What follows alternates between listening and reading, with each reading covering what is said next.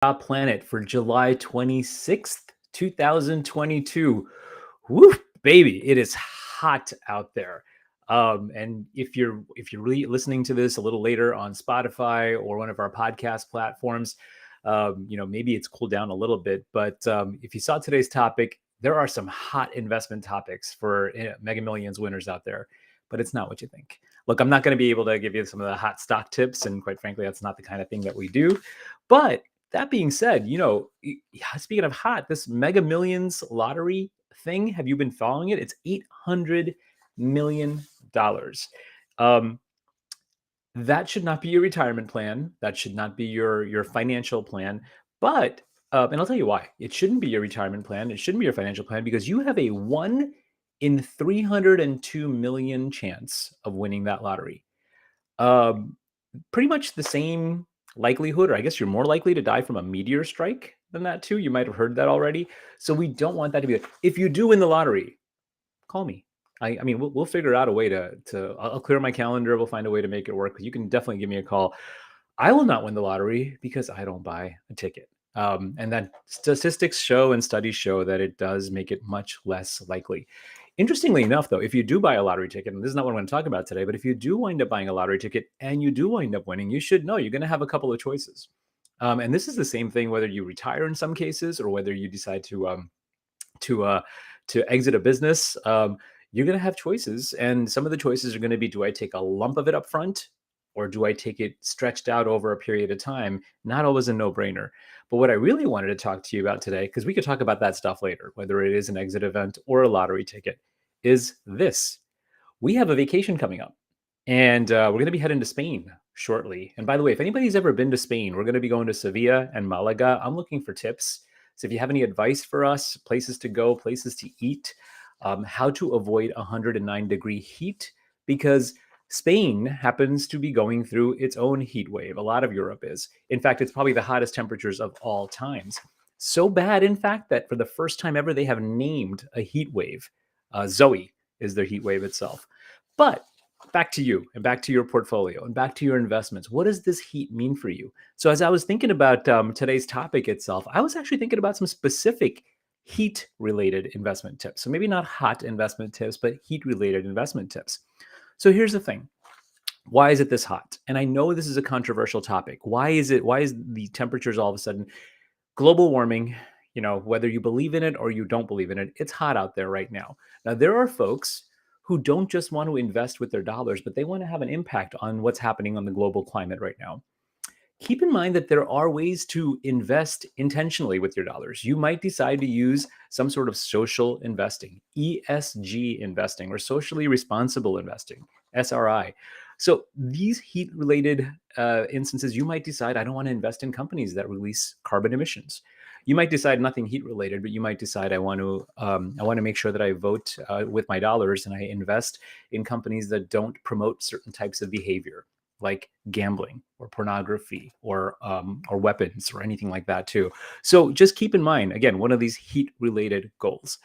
The other thing is air travel. And there's this, speaking of carbon emissions right now, a lot of people think that this heat means that that this is the reason why air travel prices are high. Not really. So keep in mind that there's certain sectors that do get impacted by the heat itself. And why is air travel right now so expensive? Why is air travel doing well? It might even be doing profitably. The supply of flights is down 15 to 20%, but the demand has gone back to pre-pandemic levels. So low supply. And then keep in mind that planes and airlines they're still short on pilots. They're still short on planes. They're still short on ground crews. The great resignation is a real thing. So that higher demand plus low supply equals higher fares. Now, anybody who's been on a plane in the last few months knows that air travel is challenging, to say the least, right now too. But is it still profitable? It might be. So again, all the more reason to realize that there's other sectors. There's energy sectors that are going to be impacted by this heat. There's going to be travel sectors, tourism sectors itself. There's going to be apparel sectors. And so just keep in mind that it does have an impact. What can you do about that impact? Again, it goes back to making sure we have a diversified portfolio. Now, as we plan for this, you're seeing this 110 SPF sunblock. It's because I'm planning. I will say that it's patently unfair. And I heard a comedian say this. I can't take all the credit for this, but for those of us who need to use the most sunblock, we wind up using the strongest sunblock and it leaves this whitish glow around your entire body. It's not really fair because my kids love it because I'm hilarious looking right now, but I will have this consistent white flow. And then, of course, when it's 100 degrees outside, you start sweating and then it starts being, it's a disgusting image itself. But back to the investments, back to your financial plan. There was a study done in 2014. People will spend a third of people will spend more time planning their vacations and their time away than their finances. That means planning for a retirement. That means planning for a business exit. That means planning for a college savings or anything like that, too.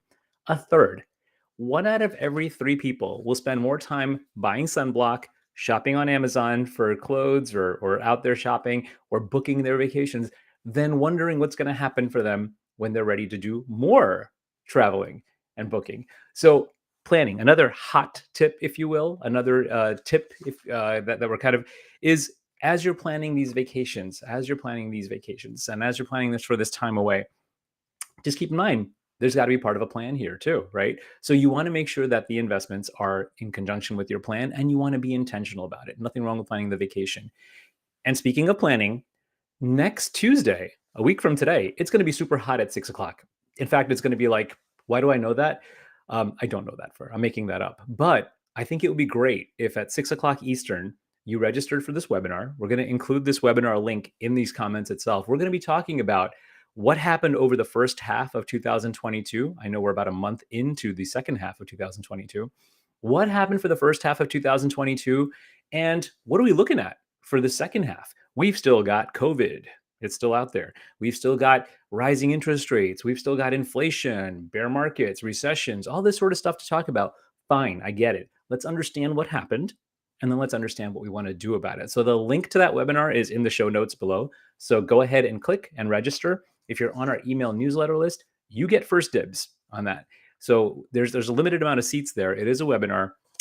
So please join us. And if you have questions, if you have concerns you want me to address in the webinar beforehand, send them on. I'm happy to incorporate that in there too. So the webinar links will be in there. If you haven't checked out the new website, go ahead and check out the website. There are a couple of new resources out there too. And the newsletter is chock full of fun information.